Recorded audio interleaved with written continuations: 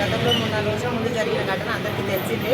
ఈ ఘటనను అమ్మవారికి చాలా ఉగ్రత, అలాగే అమ్మవారి కోపంలో ఉంది కాబట్టి అమ్మవారి ఉగ్రతని మేము శాంతిపడ చేయడానికి శివశక్తులకు మేము మల్కాజ్గిరి మండలంలో ఉన్న వాళ్ళు, మల్కాజ్గిరి చుట్టుపక్కల ఉన్న వాళ్ళందరికీ వల్ల అమ్మవారికి బోనాలతో, అదేవిధంగా సన్నపాటలతో, నీళ్ళతో, పసుపు అమ్మవారికి ఇవాళ అమ్మవారిని శాంతింపజేయడానికి 2 కిలోమీటర్ల అవతల నుంచి మేము అమ్మవారికి బోనాలు ధనధన దప్పుల సంపులతోటి బోనాలు తీసుకురావడం జరిగిందండి.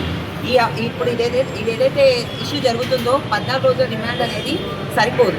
దీన్ని ఖచ్చితంగా వాడైతే పిచ్చోడు కాదు కాబట్టి 14 రోజుల రిమాండ్లో పోలీస్ డిపార్ట్మెంట్కి మేము మనవి చేసుకుంటుంది ఏంటంటే మీ ఇన్వెస్టిగేషన్ ఏంటనేది మీరు 100% మీరు పూర్తి చేసి ఖచ్చితంగా వీళ్ళు ఎక్కడి నుంచి వస్తున్నారు, వీళ్ళది ఏంటి పరిస్థితి, వీళ్ళని ఖచ్చితంగా ఇది ఇకపై ముందు కూడా కాకుండా మీరు అరికట్టాలని చెప్పేసి మా యొక్క మనవి మీకు ఇలాంటిది ఇంకోసారి జరగకుండా 1, 2, 3 సార్లు చూసాం, 5వ సారి ఇది 5 గుళ్ళకు ఓన్లీ తెలంగాణలోనే జరుగుతుంది, ఇంకెక్కడ కూడా జరగట్లేదు. ఇలా తెలంగాణలో జరుగుతుంది. ఇది మనకు సిగ్గు చేయటు, ఇది మనం ఆలోచించాల్సిన విషయం.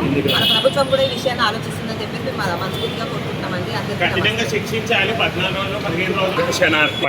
నేను గవర్నమెంట్కి ఒకటే విన్నపం కోరుకుంటున్నాను. ఏంటంటే 14 రోజులు 15 రోజులు రిమైండ్ వద్దు, వారికి కఠినంగా శిక్ష ఇవ్వాలి. అదే ఇతర ప్రాంతాల కాడికి అయినట్టు ఊరుకుంటుండేనా. మొన్న ఒక సంఘటన జరిగింది. అక్కడ మన హిందువులను ఎట్లా దౌర్జన్యంగా ఎట్లా చేశారు, అదే ప్రకారం చేయకుండా ఏదైతే గవర్నమెంట్కి అప్పచెప్పారు కాబట్టి ఆ గవర్నమెంట్ ఖచ్చితంగా ఇంకా కఠినంగా శిక్షిస్తే మళ్ళా ఇటువంటి కార్యక్రమాలు కావు అని మేము మనస్ఫూర్తి కోరుకుంటే ఈ రోజు ఏదైతే కార్యక్రమం చేస్తున్నామో అది అమ్మవారికి శాంతిగా ఉండాలని, గ్రామ ప్రజలందరినీ చల్లగా కాపాడాలని మొక్కుకుంటూ చల్లని చాకలు, భోజనాలు, నైవేద్యాలు సమర్పణ జరిగింది. ముందుగా అందరికీ నమస్కారం. నేను చెప్పే విషయం ఏంటంటే అదే విషయం బంగ్లాదేశ్లోనూ ఎక్కడో జరిగితే అసలు మన హిందువులను అసలు ఎగలనివ్వడం కాదు కదా, అసలు చిన్న విషయాన్ని కూడా అసలు వదిలేయండి. సమానమైన మన సనాతన ధర్మంగా ధర్మం ఏంటంటే ఆమె జగతికి జగదాంబ. సో ఆమె అన్ని కులాలను, అన్ని వర్గాలను, అన్ని విషయాలను తన బిడ్డలుగా చూస్తుంది. వాడు ఒక తల్లిని అట్ట చేసినప్పుడు వాడిట్లున్న తల్లిని వాడు ఎట్ట చేస్తుండొచ్చు? మన ప్రభుత్వం ఎందుకు ప్రతి విషయాలలో స్పందించకుండా నిదానంగా ఉంటుంది? అది అమ్మ. నేను చెప్పే విషయం ఏంటంటే ప్రభుత్వానికే కానీ మీడియా మిత్రులు అందరికీ కానీ అమ్మని అమ్మ విధంగా చూడనోడు వాళ్ళకి మనం ఎందుకు ఎక్స్పెక్ట్ చేయాలి చెప్పండి? మన స్థానంలో వాళ్ళ స్థానంలో మనం ఉంటే ఇప్పుడు మనమే ఆ పని చేసినామో ఫర్ ఎగ్జాంపుల్ మనం అనుకున్నాం. సో వాళ్ళు ఊక్కుంటుండేనా? ఊక్కోకపోతే డ్యామ్ షూర్ ఊక్కోక ఉంటుండే. ఇది మన సర్వమత సమ్మేళనం కాబట్టి అన్ని మన అసలు హిందువులు చేసే మొట్టమొదటి తప్పు ఏంటంటే అన్ని మనవే, అన్ని మన విషయాలే, అందరూ ఒకటే అనుకోవడం మూర్ఖత్వం. అసలు అన్నిటికన్నా గొప్పది హిందూ ధర్మం.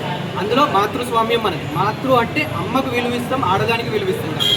ఇట్లాంటి చర్యలు మళ్ళీ జరగొద్దంటే మనం చేయాల్సిన విషయం ఒకటే. నాకు ఎక్కువ టైం లేదు కాబట్టి చెప్పలేను, నేను చాలామంది మాట్లాడుతున్నాను. నేను చెప్పే విషయం ఒకటే, మనం ఇట్లాంటి విషయాలను ఖండించాలి. ఎప్పుడైతే మనం ఖండించడం మొదలు పెడతామో ఇంకొకడు ఇట్లాంటి విషయాలు చేయడం బంద్ చేస్తాడు అనేది నా ఒపీనియన్. మనం ఊరుకుంటే ఫోన్లే ఇదే విషయం మీరు వాళ్ళ ఆస్థానంలో పోయి చేయండి అనేది రిలీజియన్ పేరు నేను మాత్రం ఎత్తాను. అక్కడ పోయి చేయండి. వాళ్ళు ఊరుకుంటారేమో ఫస్ట్ ఆలోచించాలి. ఊరుకోరు డ్యాన్స్. ఎందుకంటే మనము ఏంటంటే వాడు చిన్న పిల్లోడు కానీ వాని విషయాన్ని వాడు వదులుకోడు. మన వాళ్ళు చేస్తున్న మిస్టేక్ ఏంటంటే మన దేవతల మీదనే కానీ, మన విషయాల మీదనే కానీ, మన కుల వ్యవస్థనే కానీ, మన వ్యవస్థల మీద మన పిల్లలకు ఫస్ట్ అవగాహన ఇవ్వడం లేదు. మనం ఫస్ట్ అవగాహన అనేది ఇవ్వడం మొదలు పెట్టామంటే ఆటోమేటిక్ అంతా సెట్ అవుతుంది. రెండో విషయం, మన కల్చర్నే కానీ, మన దేవతలని కానీ, మన ధర్మం అంటే కొంచెం మాట్లాడచ్చు కదా. ధర్మం అంటే చిన్న విషయం కాదు. ఇది మన ప్రతి ఒక్క ధర్మం అంటే సైంటిఫికల్ రీజన్స్ ఉంటాయి. మన ఆరోగ్యమే కానీ, అసలు మన పూర్వీకులు బతికే విధానమే కానీ, మన టోటల్ విషయాలు ఉన్నాయి ఇలా. కాబట్టి నేను చెప్పే విషయం ఏంటంటే మనం ఇట్లాంటి విషయాలను ఎంత తొందరగా ఖండిస్తే అంత మంచిది. ఊరుకోవద్దని నేను అందరికీ మనవి చేస్తున్నాను. నమస్తే.